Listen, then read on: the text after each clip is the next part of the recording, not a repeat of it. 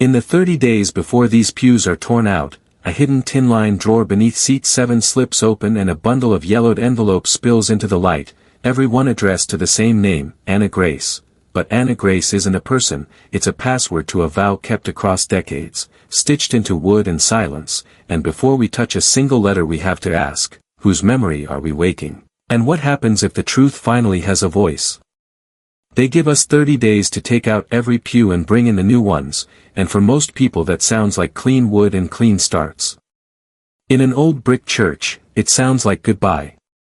Morning light pushes through the stained glass and lays soft color on the dust, and the men from the millwork shop are already measuring rows, tagging ends with tape that reads, "Remove."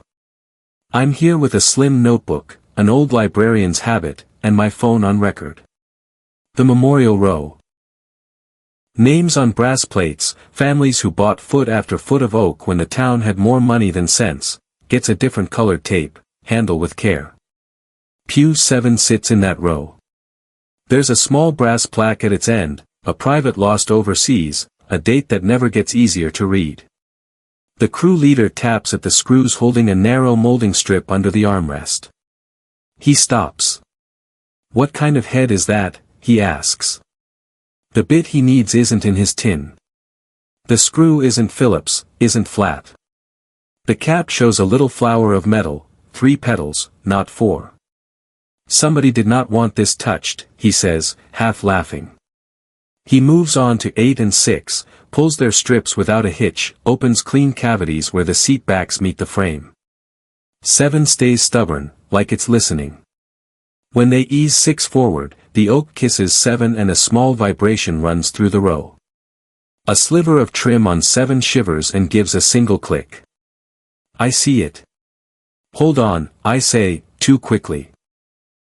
The room goes quiet in that way people go quiet when someone says don't breathe. I kneel. My thumb tests the edge. The trim lifts a 1/4 inch, then half. The screw with the little flower head rolls, hits my shoe, and tings onto the stone. Behind the strip, there is not empty air. There is tin. A thin, dull sheet, wrapped up the sides of a shallow box, fitted like a second skin. Someone cut the corners by hand and folded them with care a long time ago. The wood smells like lemon oil and hymnals. The tin smells colder, like old kitchens and winter. I slide 2 fingers under the lip and lift. The lid doesn't stick. It sighs. Inside, bundled snug like a loaf in its pan, lies a stack of envelopes tied with white ribbon. Not white, exactly, but cream that used to be white. The knot is small and neat. The bow faces the aisle as if it had been arranged that way. The first envelope on top is the color of tea. Its flap shows the faint ridges of a dry seal and the unexplained pride of a pressed line. The paper is thick. On the front, someone wrote in a hand that means it, steady but untrained, to Anna Grace. No address. No street. The stamp is an old one, a portrait in profile and a shade they don't make anymore. A circle of ink barely kisses the stamp and fades. It is there enough to say this moved through a hand with a date stamper once, and not there enough to tell you when. I don't touch the bow. My phone is already capturing the inside of the tin, the way a sprig of something, cedar, has been tucked alongside the envelopes like a talisman. I catch myself holding my breath and let it go. Behind me, a chair creaks. What do we have? Jonathan asks from the center aisle, his voice easy and careful the way you speak near babies and lawsuits. He isn't a villain, he's a man who has watched a church balance checkbooks over grief. He looks at the tin and the bundle and then at me. Chain of custody, he says softly. Let's be boring and do this right. I nod. The crew spreads a clean cloth. We set the tin on it like a small boat. I point the camera and narrate what anyone could see, metal liner, intact, beeswax darkened paper bags around the edges that once held something like silica or flour or thyme, a cedar sprig for the moths and the ghosts, the ribbon, not frayed, handwriting, steady, the name, repeated on at least 3 envelopes visible through the side, to Anna Grace. It is the kind of repetition people use when the male can't find who they love, and they're stubborn enough to send again anyway. I hear the organ blower kick once somewhere far off, a cough from pipes that haven't sung in years at this hour. Harold shuffles in, a ring of keys tapping his hip. He is 88 now and sunlight makes a halo of his thin hair. "You started without me," he says, and smiles like he knows that joke by heart. The smile drains a little when he sees the bundle, not because he is afraid, but because memory is a deep lake and sometimes the shore moves. "Put it down," he says, a reflex from all the times he had to say it to kids who found relics and thought they were toys. Then he squints. "No, wait, forgive me. Record first." I hold the phone steady and try not to make any promises with my face. We don't untie the ribbon. Jonathan says the word inventory, and it sounds like a prayer. We list the obvious. Quantity, unknown. Condition, good for age, owing to tin liner and preservatives. Contents, sealed. We do not say secrets. We do not say names. When we place the lid back on, a small whisper of air slides out.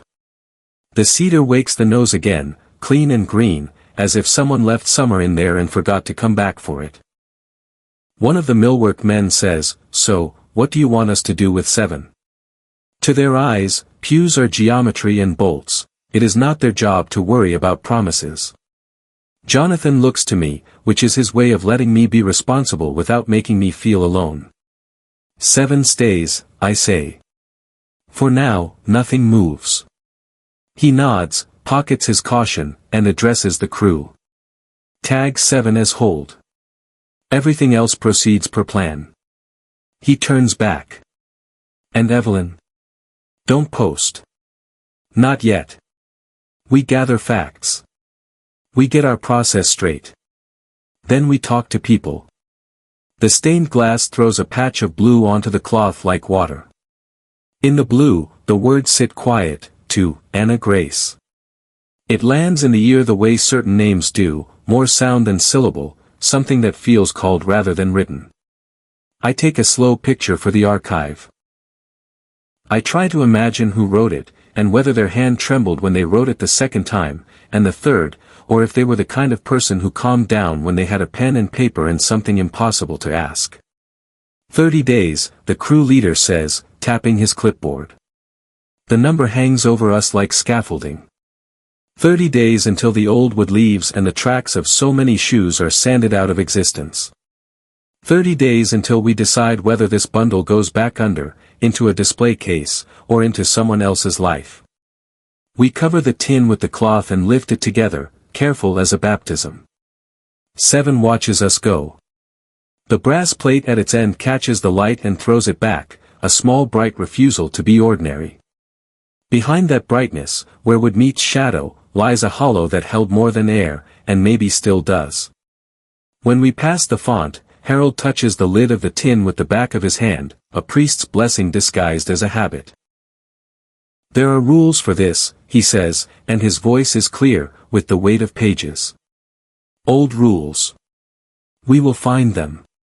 Jonathan holds the door long enough for me to step through. Outside, the day is wider than it looked inside, and the bells up in the tower are still, but I can feel a faint shiver in the stones under my feet, like a building that knows what was hidden and is ready, finally, to see it named. We carry the tin into the parish office because it has a door that shuts and a table that doesn't wobble. The air in here holds the smell of paper and lemon oil, the kind of room that remembers minutes for people who forget them. Jonathan sets the tin in the center of the table on the same clean cloth, then locks the door and pockets the key like it's muscle memory.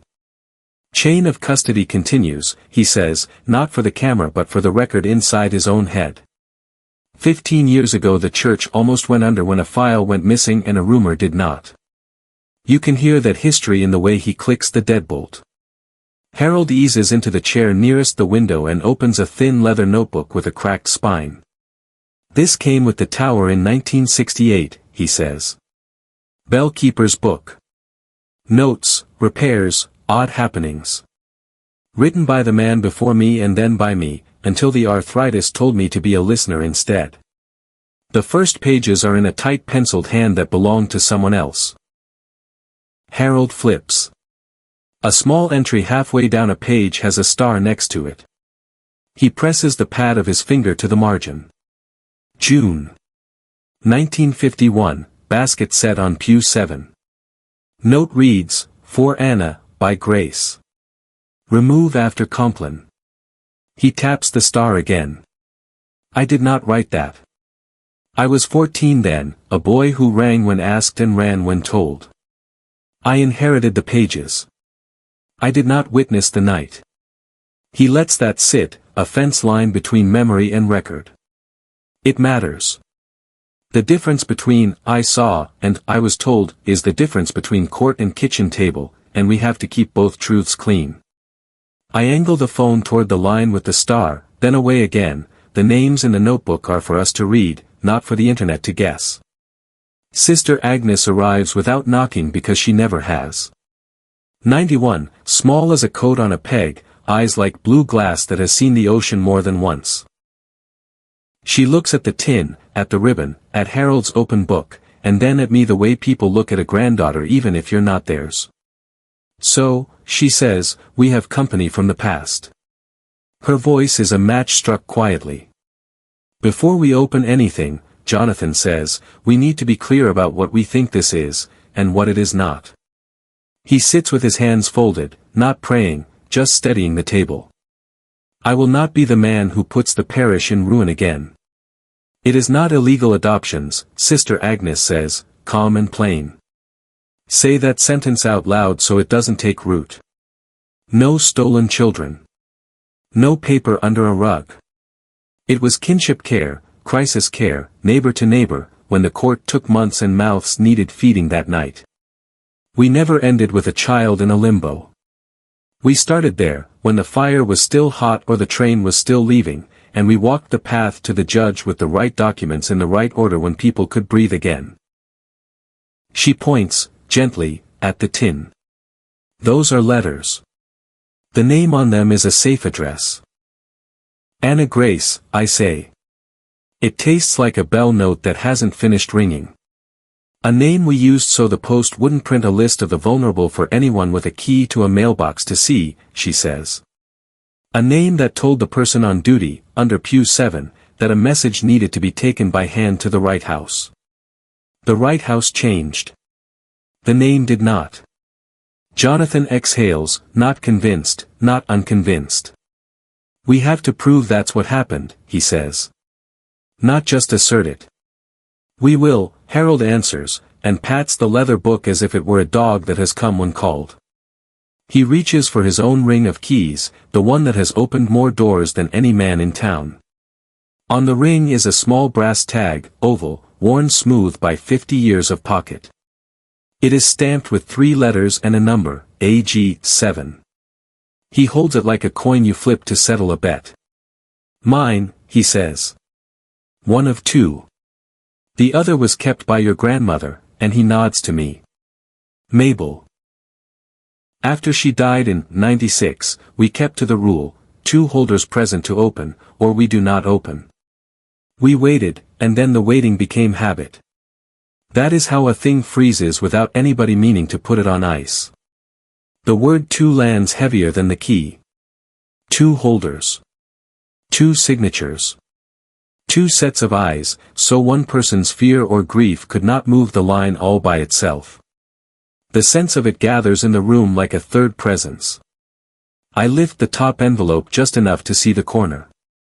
The light rakes across the paper and a faint raised mark answers back, a tiny bird, wings tucked, pressed into the stock with no ink, just pressure.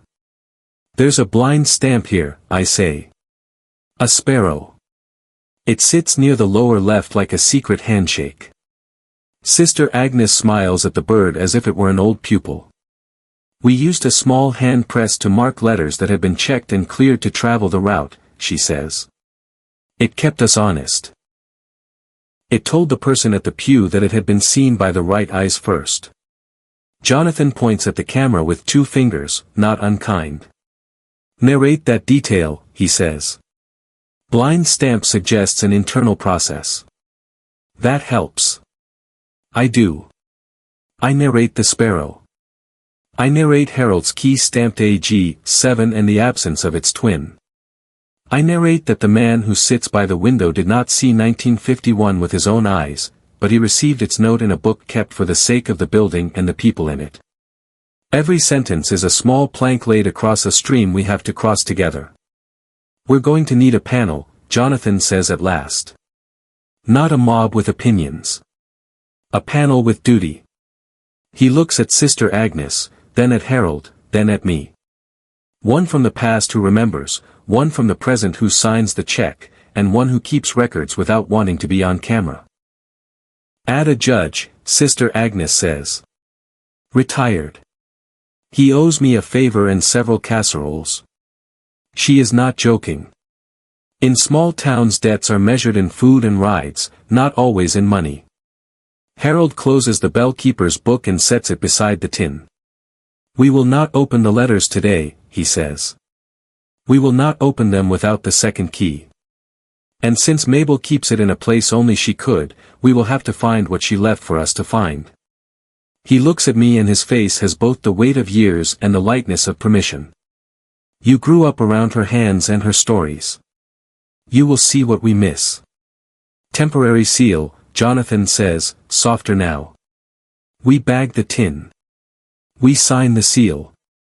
We log it in the safe. We tell no one outside this room that can't help us. He reaches for the evidence bags he ordered after the last time he had to learn a hard lesson. He slides one across to me like a piece of mail. I hold the bag, but I let my eyes rest on the sparrow one more second, on the tiny rise in the paper that says someone pressed down once, firmly, then let go. A mark that isn't ink and can't wash away. The kind of mark that only exists when you agree on a tool and a rule. We'll find the other key, I say, and it's not a hope, it's a plan that begins with a sewing box I haven't opened since the estate sale and a crawlspace I have never liked. Outside, a truck backs up and beeps, practical and loud. Inside, the beeping is answered by our own small sounds, pen against paper, plastic against tin, a key ring knocking once on wood. It sounds like work beginning. The undercroft smells like limestone in yesterday's rain. Harold opens the small door beside the boiler room and hands me a flashlight that has lived half its life in baptisms and half in basements. Mind your head, he says, because basements always require that sentence. I clip my phone to my shirt pocket, turn the light low so it doesn't flare white on dust, and slide into the crawlspace that runs beneath the nave. From down here the pews are a forest of legs and crossbars, mortises the color of tea, iron brackets that once had names stamped in them and now have only rust that looks like maps. Pew 7 shows itself by the brass plate screwed into its end grain, a small rectangle that catches even this spare light and throws a pale signal. I aim higher and find what I came for, a narrow subframe under the armrest with an extra strip of wood notched into it, out of line with the others. A sliver of tin glints where it should be all oak, and tucked under the subframe is a piece of hardware small enough to vanish in shadows unless you were looking for it on purpose, a tab of brass with 3 little petals cut into its head, the same flower that rolled onto the stone floor upstairs. I press the tab toward the aisle and feel a soft resist, then a click that runs up through the wood like a breath. Above, faint as a page turning, something lifts. I ease the tab back and the sound settles. If you weren't underneath, you'd swear nothing happened. If you were a carpenter working from the top, you would never see the tab and never guess the trick. It was meant to be opened from here, by someone who knew and had room to kneel. The joist just behind 7 bears a row of tiny stitches, thread the color of floor wax, almost polite in the way they hide. I touch the seam and it gives, a little cloth pouch is tacked there, the kind of solution a seamstress trusts more than a box. Inside is a folded square of butcher paper rubbed soft at the creases. I open it on my knees, light steady. A hand-drawn diagram shows the pew end and the subframe and the exact placement of the brass tab, with arrows in pencil and the notation, press toward aisle, release to reset. In one corner, 3 words stitched into the page with blue thread instead of ink, when you see the sparrow, answer with light. The stitches are Mabel's language. She left instructions in the medium her hands trusted. Along the edge of the diagram, 3 extra screws with the 3-petal head sit in a strip of felt like buttons waiting their turn. I film the diagram, fold it back the way I found it, and slide the pouch into a larger evidence bag before I tack it where it was, just shy of closed so the thread can breathe and I can find it again. The flashlight sweeps the length of the row, the other pews are simple rails and rectangles. 7 alone has the tin lip and the extra brace. The memorial plaque upstairs isn't just sentiment, it's a reason things got skipped when repairs were scheduled. When a crew sees a name and a custom screw, they move on to something they can measure and bill. It wasn't reverence alone that kept 7 intact, it was a system designed by a woman who understood how to sew a pocket where no one looks for a pocket. Back in the office, Jonathan logs, mechanism observed, no contents disturbed, and dates the line cleanly. We're not opening the tin, but there's plenty a librarian can see without breaking a seal. We bring the bundle back into morning light by the north window and set it so the glass does the work. When the sun lands low across the paper, the envelopes answer. A faint watermark rises inside one like a ghost crest, another shows a cotton rag percentage that would tell a paper mill historian which factory sold which lots which year. Along the lower left of the topmost envelope, the blind sparrow stands up in relief. I tilt until the bird catches light and drops back, catches and drops, as if wing beats could be made of paper. That was the instruction exactly, answer with light, and the paper obeys in a way ink never could. I count postmarks without moving anything. A few show crisp circular stamps whose outer rings have dulled into suggestion, where I can read them, the early ones bear no zip code at all, only a town and a state, and sometimes a month if the clerk was generous with the strike. After 1963, the circles that hit squarely catch the bottom ink of a 5-digit number. The years are coy, but the logic is honest, some of these tried to go through the mail and some did not. A handful have no postal ink anywhere. At their corners, in pencil, a tiny set of marks repeats, 7 GL/Advent, 7 BL/Ord, 7 Dev/H, internal code. Pew 7, season, hymn or service. Not meant to be read by anyone except the person under the floor and the person with the sparrow press. I narrate the codes for the record and don't guess what the letters mean. Guessing is a bad habit in a room that now belongs to proof. Sister Agnes sets a shallow tray of silica packets on the table edge and smiles at my look. They've done their job a long time, she says, touching one of the beeswaxed paper sleeves that hugged the inner wall of the tin. No harm in giving them friends. She points with a knuckle at the corners of the bundle where the ribbon rubs. That knot belongs to a woman who tied laces on children who would not stand still. She tied that bow on the move. Her hand hovers above the envelopes, not touching, a blessing that refuses to pretend its ownership. I leave the tin in the safe again, seals initialed and the book signed in ink that won't vanish in a damp year. Then I take my own errand home, the cedar sewing box I avoided after the estate sale because grief lives in small hardware. The lid lifts on hinges that don't squeak because Mabel hated squeaks and had oil for them. Inside, tomato pincushion with a strawberry hanging off it like a comma, cart of snaps, a cookie tin holding buttons from coats long given away, chalk wheels, tape measures that remember her arm span when mine forgets. The false bottom is not much of a trick, just a piece of cardboard cut to shelf out under the lip. Under it lies a palm-sized hand press, brass and heavy for its size, 2 plates that kiss when you squeeze and leave a sparrow shaped into whatever you loved. The die is clean. Next to it, a smooth strip of birch with holes like a flute holds more of the flower head screws. Folded beneath them, a second copy of the diagram I found under the pew shows the same tab and the same instruction in thread, answer with light. There is no key. Of course there isn't. The key we need belongs to a place that isn't a house and isn't a box. But a press is still a kind of key when the thing you need to open is trust. I put the embosser into a bag and write the label like it's a sentence that needs no poem, brass hand press, sparrow die, Mabel Parker's sewing box. When I look up, the afternoon has turned the kitchen into a softer room. Dust hangs in the way it does in a church, tilted by windows instead of candles, and the habit I grew up with takes my hands, fold, return, list, lock. Tomorrow I will ask Sister Agnes for the scrapbook that never got printed, the parish album of the year they blessed, new windows, and someone with a brownie camera loved edges as much as faces. If there's a picture that started a name, it will be there. For now, I set the sewing box back the way she would have, with the tape measure coiled neatly, and the chalk will turn so it won't leave a streak on the lid. You can say a prayer with tools.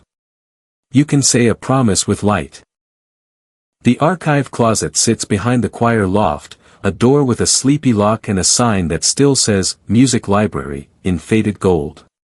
Sister Agnes brings a key from a key ring that looks like a bracelet, and the door swings on hinges that behave because someone loved oil. Dust lifts in a thin ribbon. Boxes line the shelves like books you cannot check out. She points to a flat gray case tied with cotton tape. Not the diocesan history, she says. The parish scrapbook. The one that never got printed. She sets the case on a lectern by the tall north window where light has a way of telling the truth. We loosen the tape. Inside, black paper pages hold photographs stuck down with corners and hope. There is a program from a window blessing, lace pressed under wax paper, a ticket stub from a fish fry that funded a roof. And there, halfway through, a small square of a photograph that is neither family nor choir. A wicker basket sits alone on Pew 7, the weave neat, a white shawl folded inside like a soft hill. No face. No figure.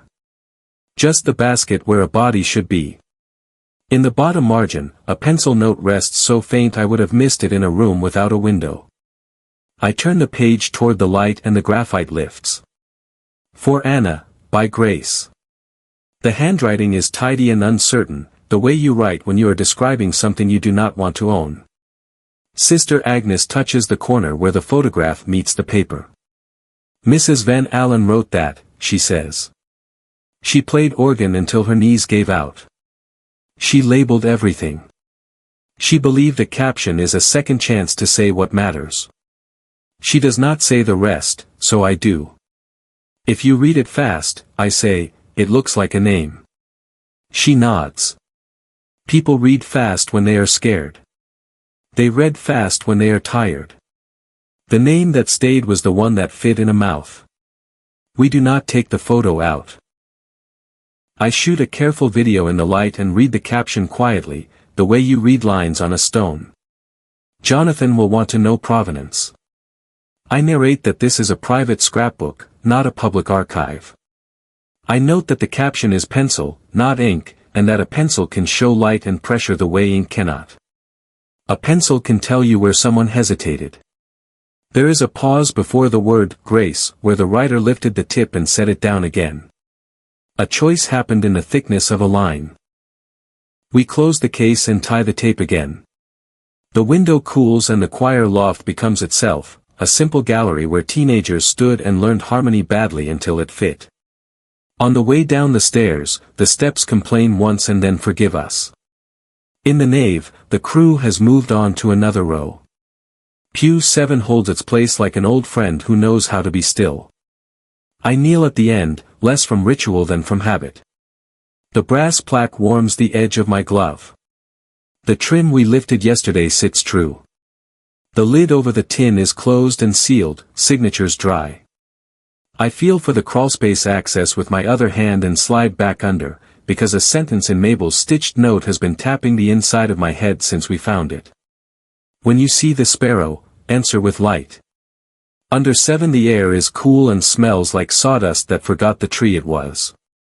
I angle my flashlight low and let it skim the wood until the grain jumps forward. The tin lip catches a sliver of light and a sliver of shadow. Along the inner face of the subframe, just aft of the tin, a slender brass clip is screwed into the oak. It is flush and plain and exactly the color of not noticing. Something thin rides inside it. I slide 2 fingers along the clip and feel paper give. Not brittle. Not damp. An envelope without a flap, the kind carpenters use to hold shims or receipts. I do not pull fast. I do not breathe loud. It comes free like a leaf.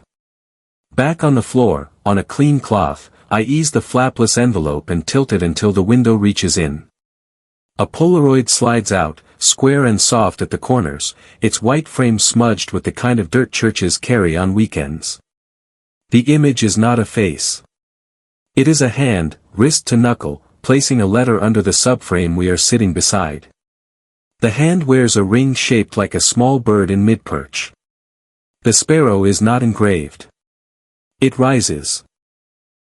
The same blind shape you get when you squeeze metal into metal and let it remember. The wood under the hand is unmistakable. The same knot near the end post. The same shallow scratch that looks like a letter A if you tilt your head. The flash has made the shadow sharp.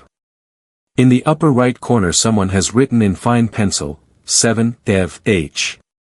On the back, another hand has stamped a date in purple ink that bled a little, June 18, 1983. Tucked behind the photo there is a bus ticket, folded once, the kind you tear from a strip. The date matches. The origin city is 3 counties over. The destination is ours. I call the details out for the camera one by one, the way you read a checklist before a flight. Found under Pew 7, in a separate clip, not inside the sealed tin. Polaroid of a hand wearing sparrow ring placing a letter. Internal route code written on front. Bus ticket with matching date and arrival. I do not say proof, but the word moves through the room anyway. Sister Agnes looks at the ring in the picture for a long breath. Sometimes, she says, children grow into the promise that was made over them. Her eyes do not water. They rest. There is a difference. And sometimes the one who was carried becomes the one who carries. Jonathan takes a photo of the Polaroid beside a ruler without touching either, then slides both into an evidence sleeve and notes the chain of custody in handwriting so neat you would think he practiced to be judged. Harold, who has been quiet enough to be furniture, leans in close and hums a note that might be a hymn fragment or might be a habit his mouth kept from the days when the bells were heavy in his arms. You see why we do not guess aloud, he says. We let the light point. We let the pieces agree on a story before we say it. We return the envelope to the clip because it does not belong in the safe yet, not without the second key awake and the panel seated. But first I take one more picture of the Polaroid for the archive, the light coming the same way it did the first time, from the north, cool and steady. The sparrow ring catches, then fades, catches, then fades. Wing beats. Signal. In the parish office, the phone on the wall looks like a relic until it rings. Jonathan answers and nods while someone on the other end explains their schedule. He hangs up with a thin smile. Judge Raines will sit with us, he says. He wants to know if there will be coffee. Sister Agnes says, there is always coffee. She folds her hands and looks at me. You have the scrapbook caption and the ring and the ride home. You have enough to stop people from saying we made a name out of thin air. I think of the pencil line that hesitated before Grace and the bus ticket that did not. Some names rise because they are chosen. Some because they are needed. We pack the Polaroid away, and for a moment the room is only the sound of tape sealing plastic and the soft percussion of a key ring on wood. It is an ordinary sound. It is also a beginning. Sister Agnes keeps the sealed envelope in a drawer that also holds spare votive wicks and a rosary with a broken clasp. The wax is the color of old cherries and carries the shallow impression of a sewing needle laid across it before it cooled, a joke Mabel would have made on a day when her hands didn't hurt. On the back, in the straight careful print she used for recipes and rules, it says, "Open when your mother is gone, and only if you are willing to keep every promise inside." I set my phone where it can see without being the loudest voice in the room. Jonathan notes the time. Harold sits with the bellkeeper's book closed under his palm, as if to keep the pages from wandering. I warm the wax with my hand until it lets go without tearing the paper. The letter is 2 pages, blue ink ballpoint that pauses in places where a person breathes. The first line is for me in a voice I have heard in kitchens and in the back pew during funerals: "You are not an accident of paperwork." Your mother came to me in Advent of 1975 in a sweater with one elbow mended twice. There was a fire 3 streets away in a winter that bit the tender out of people. She needed a place for a little while and a name that would not put anyone in harm's way while the right forms caught up. I will not write the name she was born with here. She asked me not to, and I said yes. We stood in front of the judge in spring when the courthouse smelled like floor wax and new brooms, and we signed a closed placement, which meant we promised not to reach for the past without good cause.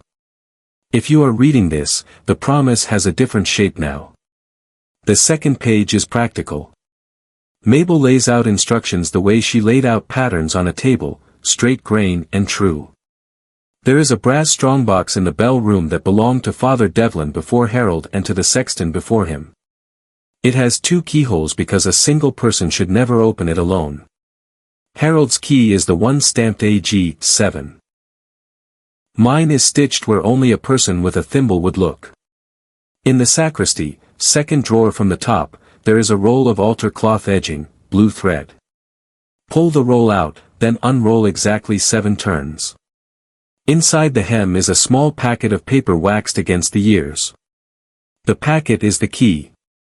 The strongbox holds the book of consent and the route lists and the rules. Do not read the book in anger or fear. Read it in light.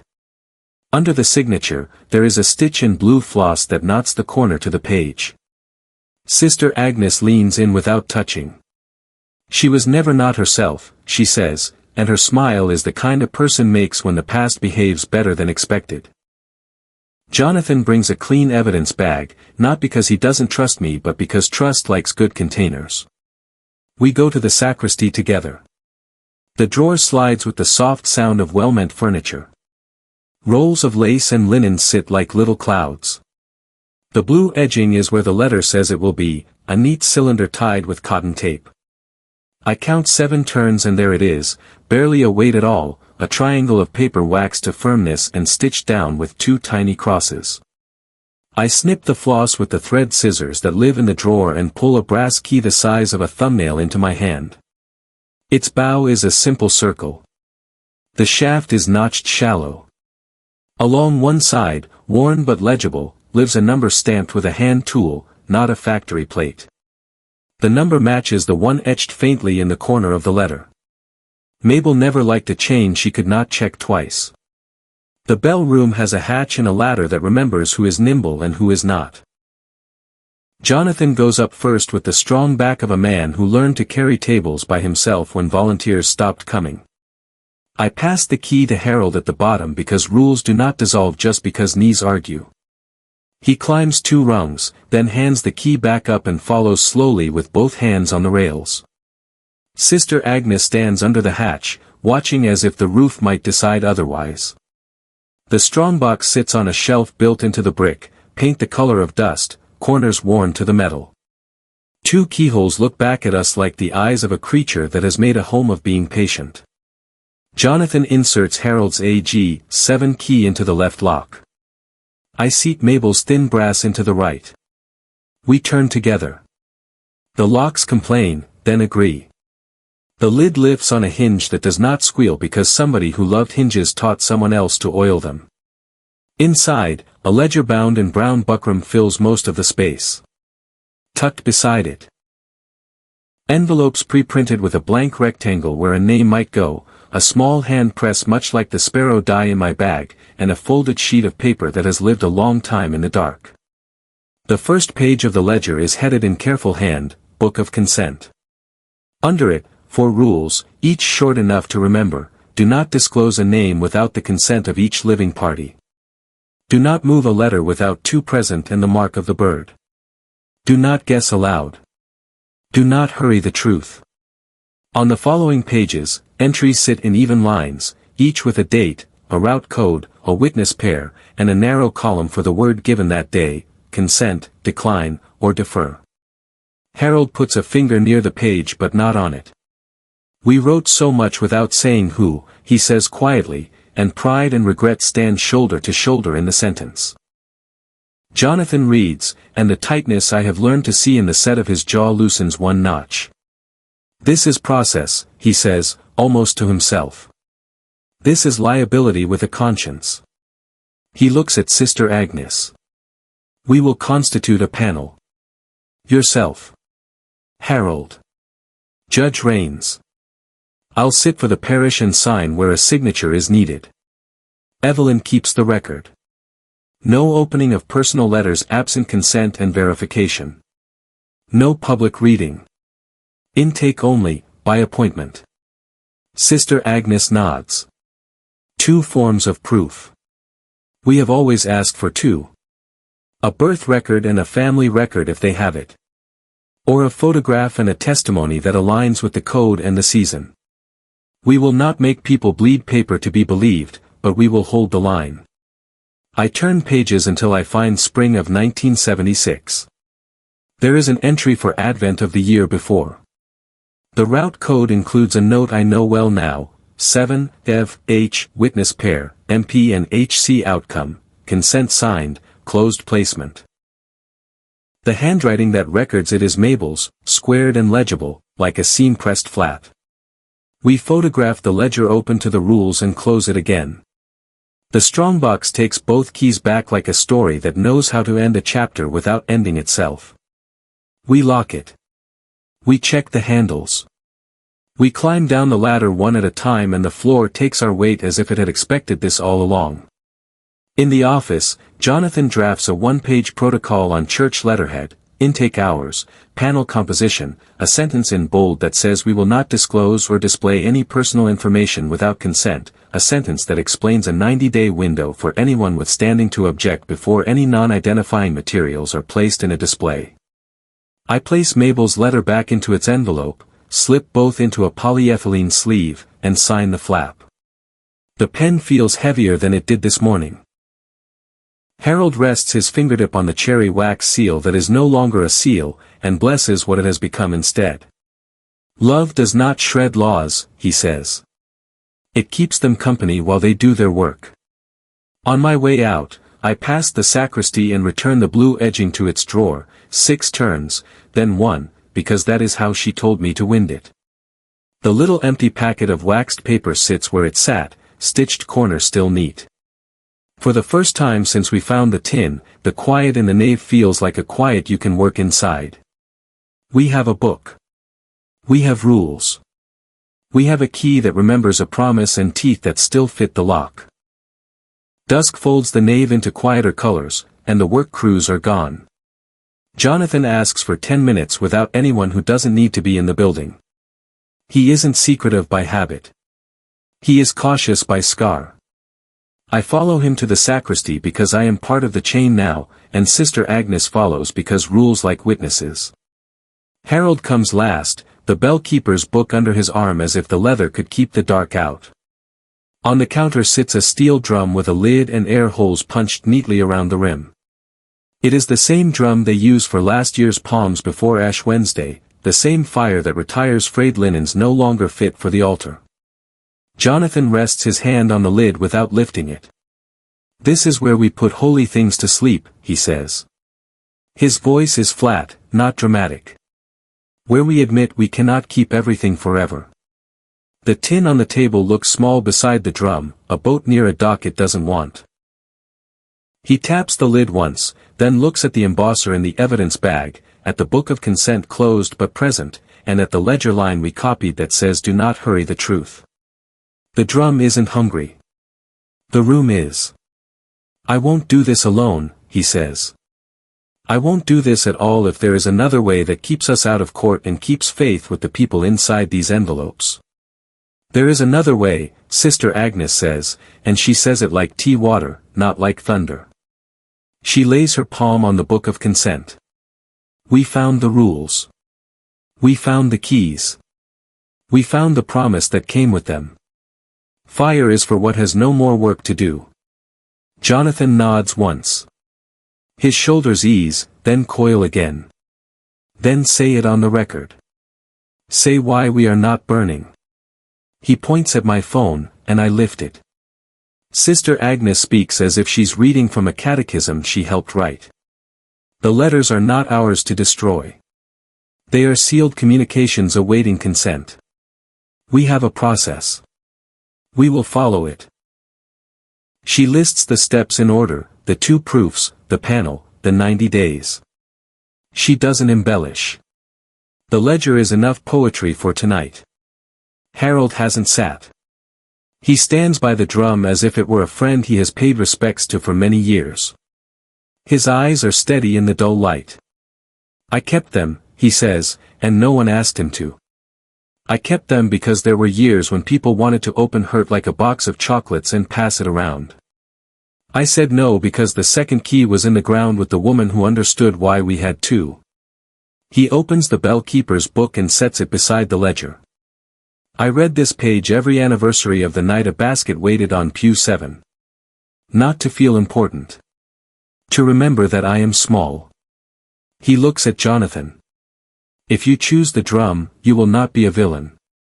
You will be a tired man. But I am not tired yet. Jonathan takes his hand off the lid. He opens the tin instead and does not reach in. He only lets the cedar breathe the dusk. The ribbon sits exactly where we left it, the knot honest. The topmost envelope lifts one corner as the air shifts and then settles again, as if the room exhaled. We'll need the route key, he says, and it is a practical sentence that makes a room safer. The code on the Polaroid, the code on the envelopes, we can't pretend not to understand them once we do. We need the thing that turns letters into directions. Harold nods. He knows where the thing lives. He leads us to the bell room again, knees making their small complaints, hands firm on rails. The strongbox takes both keys like a ritual, left then right, turned together. Inside, tucked under the ledger we didn't notice before, lies a long narrow card laminated under something that isn't plastic but has done the job for decades. Route legend sits at the top in Mabel's block letters. The entries aren't church law. They're community memory dressed in shorthand. 7 GL/Advent, Pew 7, choir loft door, first Sunday evenings in Advent, deliver by lantern if snow.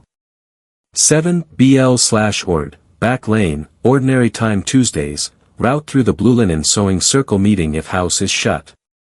7 H, evening, hall entrance, hymn sing nights, hand to hall monitor if the family has company. There are more. Some are maps that only make sense if you know where Mrs. Delgado used to feed stray cats and which porch light flickers when the wind shifts. They are internal, and they are enough. We photograph the card and slip it back. The strongbox closes with a click that sounds like a door asking for patience. Down the ladder and through the quiet aisle, the church holds its breath and then releases it in the way old buildings do when they approve of what you're carrying. In the sacristy, Jonathan moves the steel drum to the far corner and flips the lid upside down so it cannot be used without being righted. Symbolic, he says, and his mouth finds a small smile. It keeps me from reaching for it when my stomach reaches for fear. He opens a drawer and takes out a binder of letterhead. He writes a page in sentences that fit on one breath each. Intake by appointment only. Panel meets Thursdays in the afternoon. All persons seeking letters must bring 2 forms of proof. All disclosures require consent of each living party. No names read publicly. Non-identifying items may be displayed after 90 days with no objections on file. He signs it with his name and the quiet authority of a man who has learned to stay. He hands the page to me to read on camera, then posts it on the bulletin board where bake sales and funerals share space because life does. There is a silence after the pen leaves the paper, a room-sized exhale that lets you hear small things again. The ticking clock near the vestment closet. The soft skate of a moth near the frosted glass. The whisper of cedar rising again from the open tin. Harold touches the sparrow embosser bag with the back of his fingers as if to greet an old tool. We used to joke that the bird kept us honest, he says. That it would peck our knuckles if we hurried a thing that wanted to walk. Jonathan looks at the tin the way one looks at a guest who has decided to stay for a season. We'll move this to the safe now, he says, and then to a safe deposit box in town tomorrow after the judge sits. Redundant locks. Redundant logs. No heroes. No shortcuts. We seal the tin again. We sign. We walk it down the hall in the same cadence we used the day we carried it in, careful as a sacrament, not because paper is holy by nature, but because promises are, and paper holds them the way a hand holds a name you are not ready to speak out loud. At the safe, the handle is cold and certain. Jonathan logs the time. Sister Agnes writes her name with the flourish of a woman who has signed marriages and meals into being. Harold prints his in block letters that take their time. On the way out, we pass Pew 7. The brass plaque catches the last of the evening and throws it back. I lay my palm flat on the end grain and feel the slight warmth wood holds even after sun leaves. Tomorrow, Jonathan says from the aisle, we let the panel sit. We let the first appointments begin. No guessing. No fires. He reaches to turn off the sacristy light and pauses. Leave one lamp on, he says, and smiles without showing teeth. Answer with light. The little lamp near the side altar clicks on. It is not much. It is plenty. They call it the service of light because names aren't read and secrets aren't spilled. Instead we let the building do what it was made to do and we let light do the talking. The notice on the board says plainly what will and won't happen, intake by appointment only, 2 forms of proof, consent from each living party, 90 days before any non-identifying items go on display. The church fills the way it does for winter concerts and spring bake sales, a low murmur, coats folded, hands quiet. On a small table near the side aisle, a sign-in sheet waits beside coffee that tastes like forgiveness. Jonathan thanks everyone for coming, his voice steady and ordinary. He admits he is here to protect the parish from hurt and from lawyers, and also here to keep faith with promises made in pencil by people who did not know our names. No guessing, he says. No fires. Only light. We begin with words that identify no one and somehow name us all. I read a line from one envelope with the sparrow pressed near the corner, if you still like cinnamon on toast, you got that from me.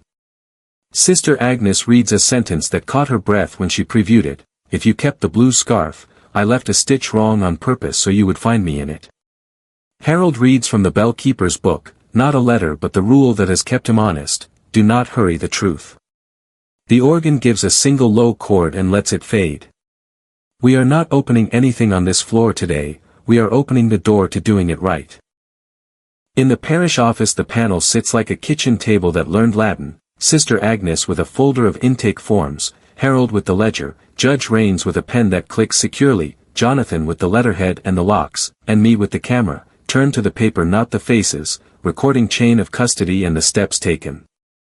The appointments arrive one by one, shepherded to the office by a volunteer who has rehearsed the phrase take your time. A woman in her 70s offers a baptismal photo, the back annotated in a hand we recognize from the scrapbook, and a family Bible page where a name was written in pencil then traced over, not to hide it but to bless it twice. The route code on her appointment card aligns with an entry in the ledger from the summer of 1964, witness pair initials matching the ones we have seen in the buckram, outcome deferred then. Today it is consent. She signs first. Then the other living party, reached by phone the week before, appears on a video call long enough to say yes through a smile that remembers a porch light that flickered when the wind shifted. Jonathan reads the disclosure sentence twice. Judge Raines watches the line where ink meets paper and nods like a man closing a case that never went to court. Harold writes the outcome word in the narrow column, consent. The tin stays sealed, the letter due to her has its location noted and a time set for private delivery. We do not carry paper through a crowd. We carry it into a room where 2 hands can shake if they wish and 2 hearts can take a breath without feeling watched. Not everyone leaves with what they hoped to. A man my mother's age brings a hospital bracelet and a newspaper clipping about a winter fire, his route code and season lineup, but the second proof does not, and the other party has not yet answered. Judge Raines writes defer without pity and without rush. We explain the 90-day window, how to add documentation, where to call, when the panel meets. He thanks us anyway. Another appointment yields a different word, decline. The reasons are theirs to keep. We mark the ledger and we keep the letter sealed, and we make a small card for the display case that says simply, letter deferred by request, no identifying details. The case will hold emptiness honestly too. By afternoon, the sanctuary breathes like a room that has been well used for its purpose. People drift to the memory nook by the north wall, a glass case that holds only what belongs to all of us, a copy of the parish scrapbook page with the basket on Pew 7 and the caption for Anna, by Grace written in graphite that stutters once before Grace, the Polaroid of a hand placing a letter under the subframe, face not shown, ring in sparrow relief catching the window light and letting it go, the bus ticket with the date that matched a summer evening in 1983, the embosser, retired now. Set on a small stand so that anyone can see the little bird that kept us honest. A placard explains that personal names will never be displayed, that the tin itself lives off-site behind redundant locks, that what you see here are the tools of a promise, not the promise broken open. Jonathan stands near the board long enough to be asked questions and long enough to say he is sorry for the years when fear made us slow and the loss of a key made us still. He thanks the people who kept waiting without knocking. He thanks the ones who knocked anyway. We will keep this rhythm, he says. Thursdays for the panel, appointments for as long as it takes. We will not read your life in a room full of strangers. We will carry it to you. We will ask before we speak. Harold sits beneath the stained glass where a field of blue spills onto his shoulder like water. He reads the first 4 rules to himself, lips moving slightly, then closes the buckram and rests both hands on the cover, a benediction without ceremony. Sister Agnes takes 2 steps back from the flow of people and watches the way light hits the sparrow die, wing up, wing down, the way it did in the picture, the way it must have all those nights a hand reached under the subframe and trusted that someone would be on the other side of a door. I sit at a side desk and write one more letter. Not because the ledger asks for it, but because I have carried a name all day that wants a place to rest. To Anna Grace, I write, and it feels like sending to a place not on any map. I do not sign my full name. I sign with a small pressed bird in the lower left, the embosser leaving its quiet rise in the paper, a mark that can't be washed off because it isn't ink. The letter says only this: we kept the light on. We found the rules. We will not hurry the truth. If you still like cinnamon on toast, there is some cooling in the hull. If you kept the blue scarf, you will find the stitch that is mine. I fold the sheet once, the way the old ones were folded, and slip it into an envelope I do not seal.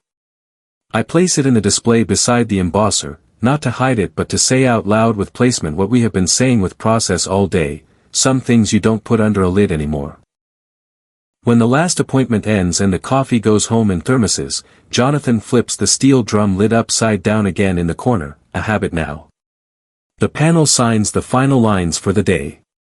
The safe takes the tin and size shut. We turn off most of the lights, but not all.